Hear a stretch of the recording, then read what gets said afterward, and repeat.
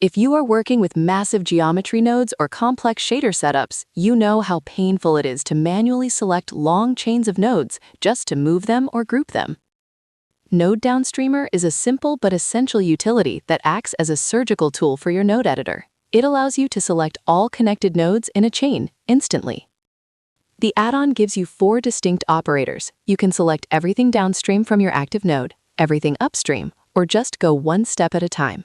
This is a massive time saver when you need to isolate a specific branch of a logic tree without hunting for every single connection point. It is fully customizable too. You can set your own shortcuts in the preferences, making these selection actions feel like a native part of your Blender workflow.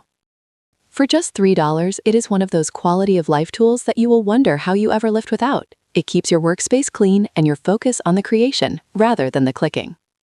If you are watching on YouTube, the link is in the description. If you are on our website, click the buy button to take control of your node trees today.